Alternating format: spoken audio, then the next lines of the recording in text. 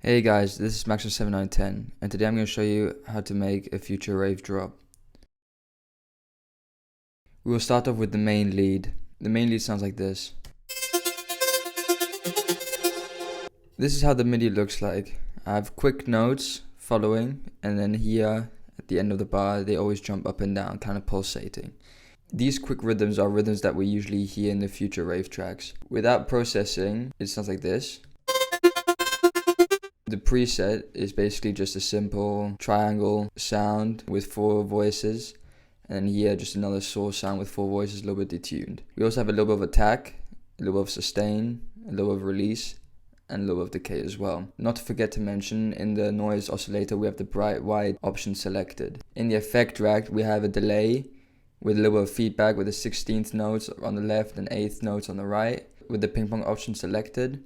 We have an EQ with mid frequencies boosted, and then here we also have a little bit of a filter.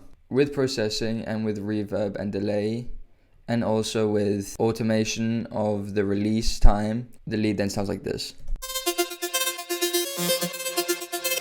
Here we have then reverses, which I created with the lead, so I just took the lead sound and just bounced it into audio and then reversed it, and they sound like this. The lead sound has a saturator with these settings, the magic mastering preset, an EQ with high frequencies boosted and a low cut, another saturator, then another EQ with just low frequencies taken away, a reverb,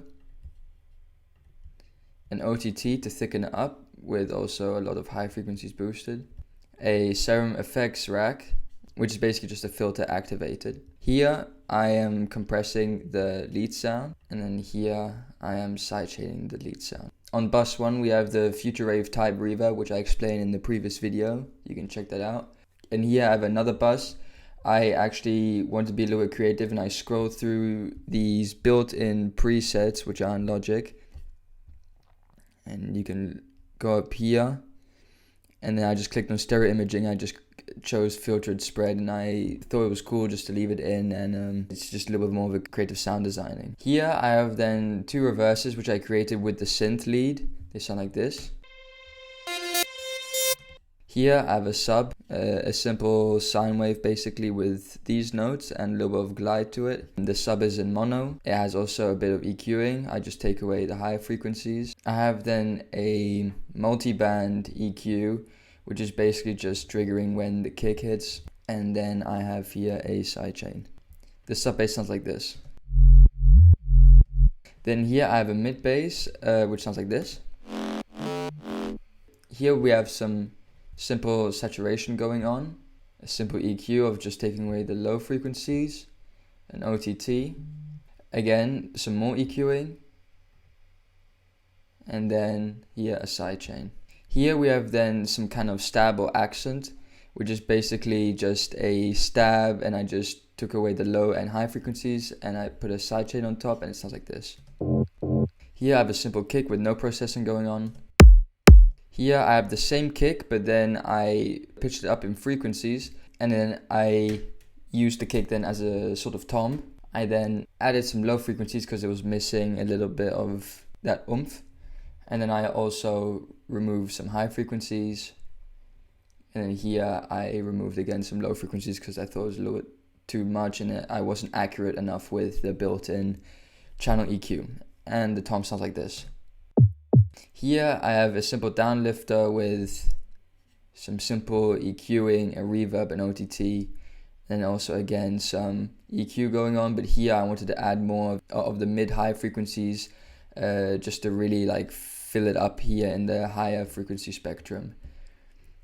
And then here I have some simple sidechaining going on again, and it sounds like this. Here we have a pluck sound.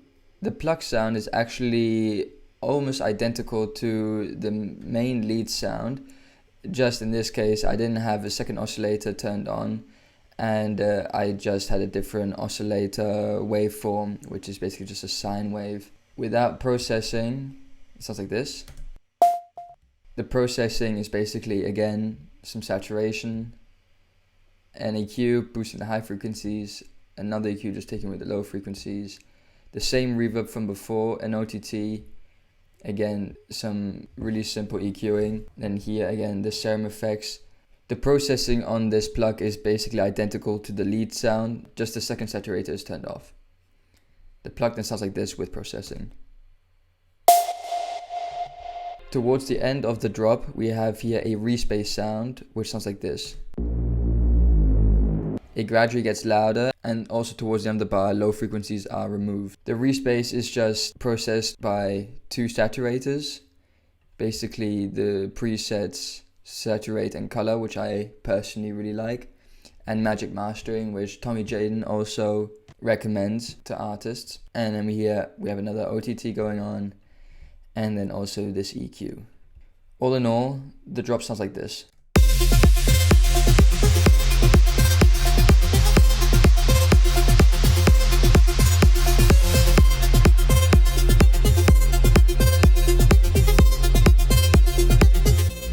If you want to know more tips and tricks, let me know in the comments. Make sure to like and subscribe. See you next time.